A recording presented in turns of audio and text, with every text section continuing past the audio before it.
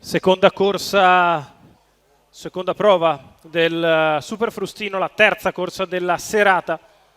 Questa volta sono i cavalli di 4 anni di scena, con il numero 1 Glory and Gold Ari, Antonio Greppi, 2 Gaudì Trio, Antonio Di Nardo, 3 Guinness World, Robin Bacher, 5 Glitter Horse, Vincenzo Luongo, 6 Gitana Griff, Francesco Pettinari, 7 Ginger Bar, Lorenzo Talpo, 8 Gwenda Bro, Giampaolo Minnucci, 9 Giulia Robin, Maurizio Cheli, 10 Catcher in the Rye, Roberto Vecchione. Riottosità in fase di allineamento per Guinness World, che rimane attardato.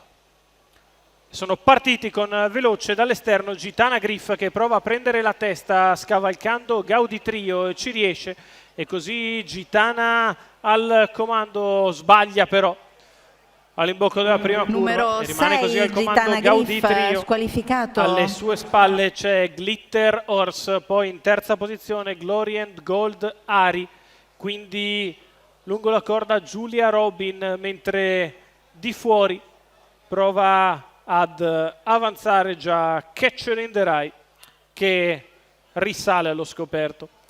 32 i primi 400 metri di corsa da parte del battistrada Gaudì Trio, che guida su Glitter Horse, di fuori Catcher in the Rye, poi ancora allo steccato Glory and Gold Ari, in seconda pariglia c'è Giulia Robin, mentre alla corda segue Ginger Bar, che precede Gwenda Bro.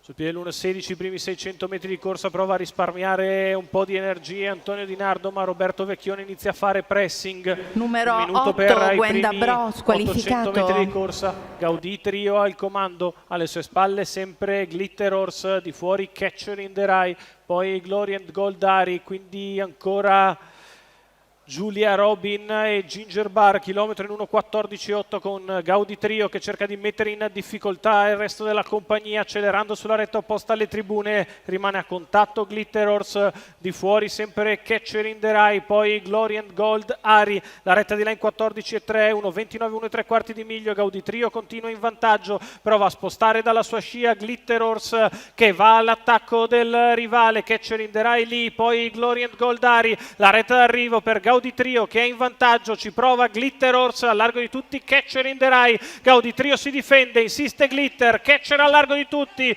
Gaudì e Glitter, testa a testa sul palo. Gaudì Trio si salva da Glitter Horse al terzo, Catcher in the Rye 1.14.2, 1.58 e mezzo il percorso di testa. Antonio Di Nardo porta il palo Gaudì Trio. Nicoletta Ravaioli da programma al training i colori della scuderia Trio. Percorso di testa vincente di Gaudì Trio, che si difende tutta strada. Glitter Horse al terzo finisce Catcher in the Rye. 2, 5, 10 numeri il probabile arrivo della terza corsa al Savio, della seconda manche del Super Frustino. 10 punti ad Antonio Di Nardo e Gaudì Trio.